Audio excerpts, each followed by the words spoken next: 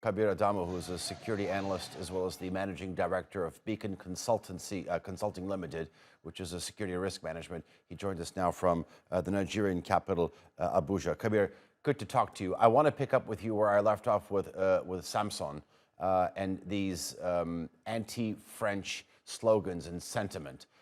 Besides that, Samson was talking about this is slowly sort of transitioning into something that Niger/Russia versus the West. I mean, some of these protesters, besides chanting anti-French slogans, they also shouted out, "Long live Putin, long live Russia."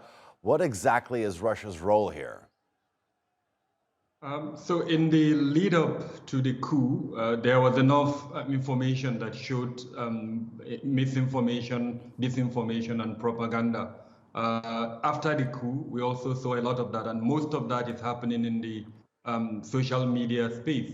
Now, outside of that, the mercenary group, as it were, Wagner, backed by Russia, as you know, had very strong influence in the coup that happened in neighboring countries of Mali, Guinea, and then to an extent in the Central African Republic.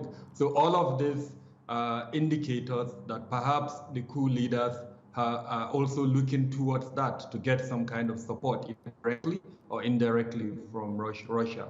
Now, the sentiment that was expressed earlier on by both Samson and your reporter did show the frustration, as it were, of Nigerians with the post-colonial policies by France, as it were, and the fact that the democratic system of governance that has been bequeathed to Niger has not meant a lot to the people of Niger. They are still a lot of them in abject poverty. They still lack the basic needs of life. So that frustration is what you are seeing, actually. Kabir, let me ask you about this this ultimatum that was given by ECOWAS, which convened for an emergency meeting over the weekend.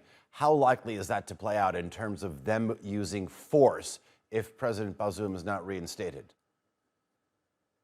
So as you probably noted, the defense ministers of ECOWAS are going to hold a meeting most likely today or tomorrow. And I think the real strategy, if at all there's going to be any military intervention, will be discussed by these defense ministers. The heads of states have issued the ultimatum, but the reality of whether it's practical or it's possible will be determined by the defense minister, and then they would now advise their heads of states. Now, the challenge is this, and we need to do things.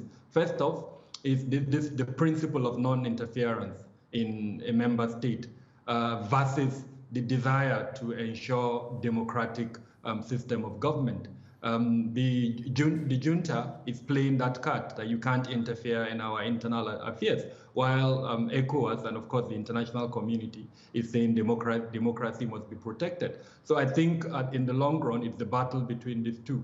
How would ECOWAS galvanize its powers, as it were, especially economic diplomacy? Some of the measures mentioned will have huge impact on Nigerians. As an example, a significant portion of the power supply to Niger comes from Nigeria.